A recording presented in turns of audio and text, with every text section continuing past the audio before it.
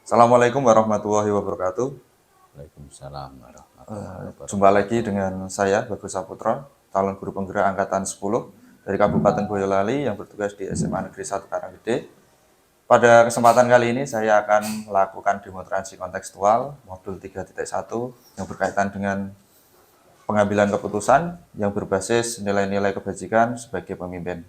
Nah, oleh karena itu, bersama kami di hadapan saya telah hadir beliau Bapak Tukiren SPD yang merupakan Kepala Sekolah dari SMP Negeri 1 Wonosobo. Selamat pagi Bapak. Selamat pagi Pak Bagus. Mohon izin Bapak, untuk hari ini saya minta kelonggaran waktu dari Bapak untuk bisa saya wawancarai Bapak. Siap.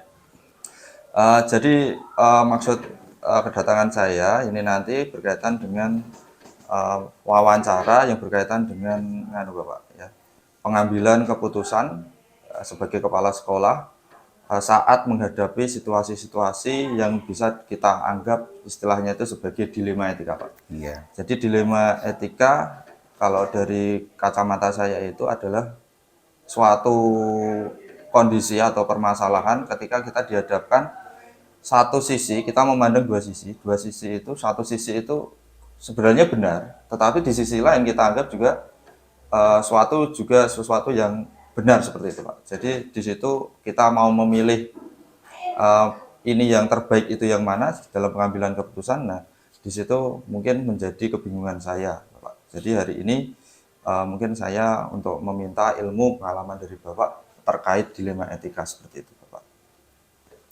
Siap. Ya, langsung saja Bapak untuk pertanyaan pertama. Selama ini bagaimana Bapak dalam mengidentifikasi kasus-kasus mana saja yang itu termasuk dilema etika dan mana yang merupakan bujukan moral, Bapak? Sebelumnya, Assalamualaikum warahmatullahi wabarakatuh. Waalaikumsalam warahmatullahi wabarakatuh. Terima kasih atas kepercayaan dari Bapak Bagus Saputro SPD, Guru Penggerak Angkatan 10 Ya, betul. dari SMA Negeri 1 Karanggede yang telah memilih saya sebagai responden wawancara bagian dari tugas penjenengan. Ini saya juga memperoleh manfaat mestinya sebagai wahana saya untuk menambah pengetahuan yang tadinya mungkin asing dengan dilema etika, sedikit banyak ikut belajar. Tidak lupa saya ucapkan selamat Pak Bagus bahwa penjenengan lolos dalam seleksi guru penggerak angkatan 10. Semoga sukses untuk proses diklat istilahnya ya. Proses diklat diberikan kelancaran dan nantinya bermanfaat dalam implementasinya. Selanjutnya menanggapi pertanyaan yang pertama, bagaimana saya mengidentifikasi kasus-kasus yang merupakan dilema etika atau bujukan moral.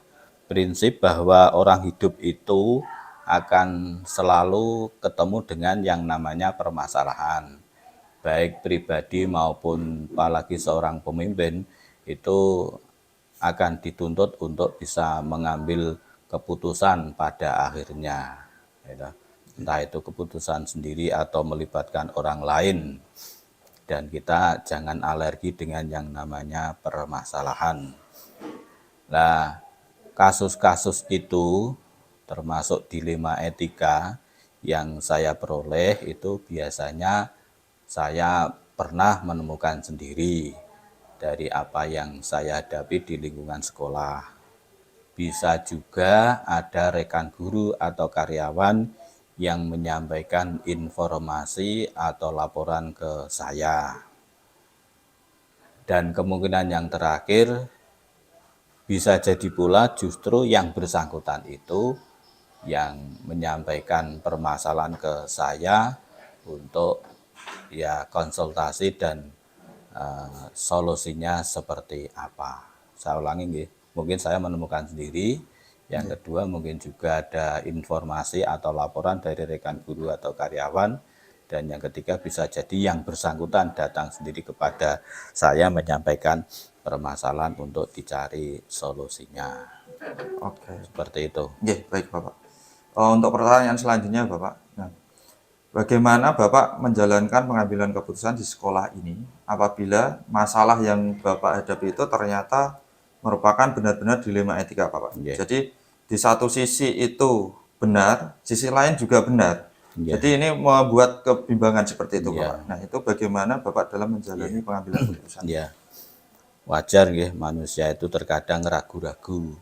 Tetapi keraguan dalam hal kasus dilema etika itu kan pilihan, tetapi dua-duanya sesungguhnya kan sudah betul. Sehingga kita juga tidak usah terlalu khawatir kalau keputusan kita itu nanti resikonya itu se ekstrim bila kasusnya itu benar salah. Kalaupun kita tidak kurang bijak dalam mengambil keputusan, toh hasilnya benar. Hanya supaya diri kita itu puas, orang lain juga puas, bisa dicermati dari kasus dilema etika itu mana yang memberikan keuntungan lebih baik secara kualitas maupun kuantitas. Oh, gitu ya. Jadi tetap itu ya dua hal sekalipun sepertinya itu sama, tapi dampaknya atau pengaruhnya itu sekecil apapun mesti ada bedanya lah. Itu kita cari mana yang lebih menguntungkan kita baik secara kualitas maupun kuantitas Kuantitas. kalau kita analisa ya. Oke. Luar biasa sekali, Nggih, Pak Tukirin ya. Jadi dalam pengambilan keputusan itu ya kita benar-benar pasti benar gitu ya. iya, Jadi harus tegas, tidak perlu khawatir iya, karena pasti hasilnya benar.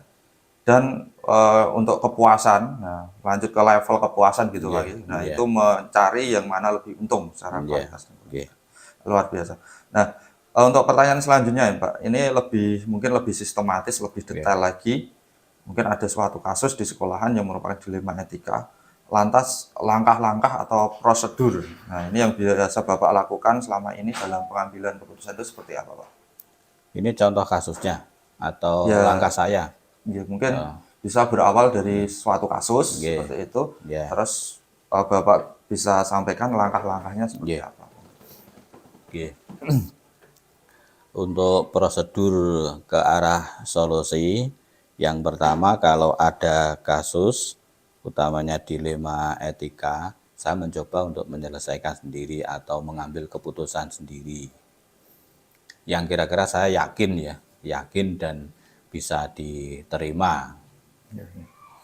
Misalnya ada rekan guru yang mengajukan permohonan izin meninggalkan jam kerja karena kepentingannya itu misalnya pajak kendaraan. Sekarang kan ada fasilitasi pajak kendaraan di beberapa titik di daerah. Nah, itu saya bisa mengamankan KBM dengan guru tidak saya izinkan keluar untuk pajak kendaraan, tetapi saya minta tolong satpam misalnya. Yang kedua, kalau permasalahannya mungkin agak pelik, saya ya jangan terlalu percaya diri nggih. Saya bisa minta pertimbangan rekan lain yang terkait. Misalnya kalau itu terkait dengan kepegawaian ya saya minta tolong staf kepegawaian saya untuk saya ajak diskusi. Dan kemungkinan yang ketiga eh, bisa jadi saya melibatkan yang bersangkutan. Jadi saya malah diskusi saya, kemudian ada pihak ketiga itu pihak terkait entah itu sesuai bidangnya ya misalnya tadi kepegawaian dan yang bersangkutan. Ini kita diskusi bersama untuk nanti mengambil keputusan bersama juga dengan berbagai pertimbangan. Oh, ini keputusan yang terbaik. Terbaik belum tentu yang bisa diterima ketiga pihak, ya. Iya. Tetapi selain itu mungkin keputusannya standarnya di bawahnya, namanya keputusan terbaik. Oh ya. Oke. Baik Bapak, berikutnya. Nah, selama pengambilan keputusan tersebut, nah, hal efektif dalam pengambilan keputusan itu seperti apa Pak? Atau Ya, mungkin tips untuk ya, mengambil keputusan itu biar lebih efektif? ya. Pertama saya mengidentifikasi kasus dilema etika. Jadi ada permasalahan atau kasusnya. Yang kedua saya mengumpulkan data-data atau fakta yang relevan sebagai referensi. Kemudian yang ketiga, apakah ada pihak lain yang bisa saya libatkan yang sekiranya nanti berkontribusi untuk membantu mencari penyelesaian atau memperkuat keputusan yang nanti diambil. Kemudian yang keempat, mungkin kita bisa melihat beberapa alternatif solusi dengan berbagai pertimbangan. Dan yang terakhir dari beberapa alternatif itu, ya kita pilih yang terbaik sebagai keputusan penyelesaian kasus dilema etika. Oh, okay. Jadi demikian ya untuk pengambilan keputusan lebih efektif.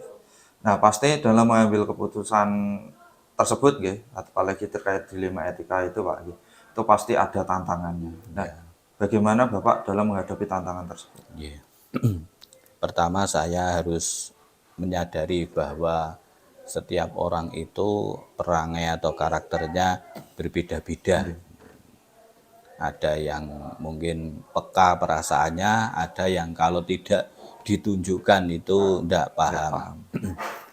Di samping itu kita sendiri juga punya perasaan yang terkadang itu tidak nyaman atau pekewan karena yang bersangkutan punya kondisi seperti apa, sehingga mungkin kalau ingin mengatakan sesuatu itu harus mencari bahasa atau redaksi yang sekiranya tidak menyinggung atau kena di hati, bisa kena di hati tanpa mungkin membuat yang bersangkutan itu tidak berkenan. Kemudian yang ketiga, ini memang mungkin jadi budaya kita, budaya peduli, budaya peka atau tanggap itu memang perlu ditumbuhkan. Tidak semua orang dengan karakter berbeda-beda tadi itu punya budaya peduli atau peka, sekalipun kita orang Jawa yang katanya halus nih, terkadang do rumangsa duwe ning ora duwe rumangsa. Itu kan menghambat juga atau tantangan. Menarik sekali ya. Untuk pertanyaan selanjutnya, Pak, kadang-kadang itu dalam pengambilan keputusan itu dilema etika yang sama-sama benar seperti itu, Pak. Nah, itu kalau saya itu ini kan sama-sama benar. Nah, ini mau benar, yang paling benar itu yang mana, itu kadang-kadang kan menyita waktu, seperti itu, Pak. Mungkin Bapak tadi sudah menyampaikan, kita itu harus tegas dalam pengambilan keputusan seperti itu. Nah, itu mungkin salah satunya. Mungkin ada lagi, Pak, hal-hal yang untuk pengambilan keputusan ini agar tidak menyita waktu. Di awal saya sudah mengatakan bahwa kita hidup itu mesti atau niscaya akan ketemu dengan permasalahan atau ujian, dan kita sebaiknya tidak alergi. Justru dari permasalahan itu nanti akan menambah wawasan atau mendewasakan kita. Hanya karena begitu banyaknya permasalahan, maka sedapat mungkin apa yang permasalahan yang sekarang itu kalau bisa ya diselesaikan sekarang. Kalau sekiranya mudah kita mengambil keputusan, mengapa harus ditunda? Karena kalau ditunda bisa jadi besok malah numpuk dan tidak terselesaikan. Kecuali kalau mungkin agak pelik permasalahannya, kita jangan gegabah, perlu pemikiran, perlu pertimbangan supaya keputusan yang kita ambil itu nanti menjadi keputusan yang terbaik yang bisa diterima semua pihak. Oke, baik.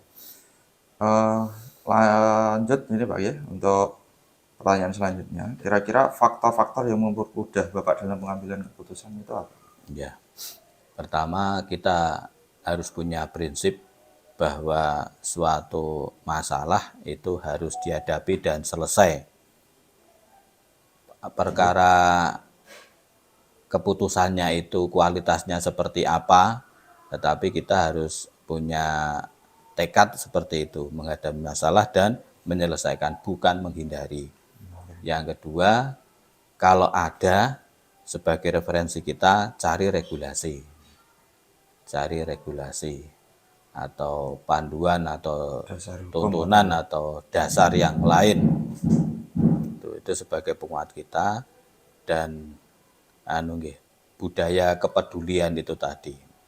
Ada masalah mungkin pihak yang kita ajak untuk mengambil keputusan mungkin acuh tak acuh atau tidak peduli, merasa itu bukan masalahnya.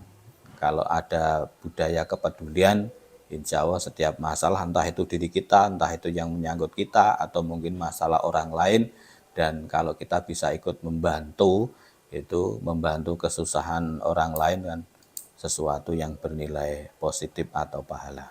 Ya, oke. Terakhir Bapak, setelah banyak pengalaman dan pengambilan keputusan yang Bapak sudah sampaikan tadi, nah itu pembelajaran apa atau saran lah untuk saya Ya. ke depannya agar saya ini dapat lebih bijak dalam mengambil keputusan di masa yang akan datang. Ya. Pertama, kita berusaha menjadi pribadi yang berintegritas dan beretika, layak jadi tauladan. Apalagi lingkup pekerjaan kita itu kan di dunia pendidikan. Tidak hanya kepala sekolah yang jadi pemimpin, tapi masing-masing kita itu kan juga pemimpin. Guru pun juga pemimpin pembelajaran di kelas. Jadi kalau dari kita itu sudah berintegritas dan beretika, ya insya Allah kalau ada masalah itu orang lain punya pemikiran positif pada kita. Kemudian ikuti ajaran Ki Hajar Dewantara. Ing ngarsa sung tulodo, ing madya mangun karsa, tutwuri handayani, yang prinsipnya dimanapun kita berada, kita itu bermanfaat. Insya Allah masalah ada solusinya kalau kita punya prinsip dua itu tadi. Dan sebagai penegas itu tadi nggih, masalah itu niscaya ada, harus dihadapi bukan dihindari, dan keputusan terbaik itu yang kita cita-citakan. Kalaupun orang lain tidak puas, yang penting kita sudah berupaya yang terbaik. Ya. Demikian Pak Bagus, barangkali masih ada lagi. Oh iya Pak, alhamdulillah ini sekiranya sudah cukup Bapak untuk wawancara hari ini. Saya sangat berterima kasih sekali apa yang sudah Bapak sampaikan, itu ilmunya dari pengalaman Bapak ini sangat banyak sekali dalam pengambilan keputusan yang berbasis nilai-nilai kebajikan. Nah itu sangat berharga dan bermanfaat buat saya ke depannya. Mungkin saya bisa jadikan sebagai panutan Bapak untuk mengambil keputusan, baik sebagai pemimpin dalam pembelajaran ataupun dengan menjadi pemimpin dalam organisasi yang lebih besar Bapak. Seperti itu. Jadi saya ucapkan terima kasih sekali lagi atas waktu yang diberikan oleh Bapak dalam wawancara ini. Sama-sama Pak Bagus, kalaupun jawaban saya tidak sesuai dengan ekspektasi atau harapan panjenengan, karena saya juga masih perlu banyak belajar, saya mohon maaf. Dan sekali lagi semoga yang kita lakukan ini nanti satu saat berbuah manis untuk memajukan dunia pendidikan, dimulai dengan diri kita karena memiliki integritas dan etika yang baik. Terima kasih Pak Tukirin. Selamat pagi. Selamat pagi. Demikianlah wawancara saya dengan Bapak Tukirin SPD, Kepala Sekolah SMP Negeri 1 Wonosegoro, terkait pengambilan keputusan-keputusan beliau ketika menghadapi dilema etika. Kita akan ketemu lagi di sesi akhir video ini untuk merefleksikan apa yang sudah saya dapatkan dari wawancara pada pagi hari ini. Selamat pagi. Assalamualaikum warahmatullahi wabarakatuh. Waalaikumsalam warahmatullahi wabarakatuh.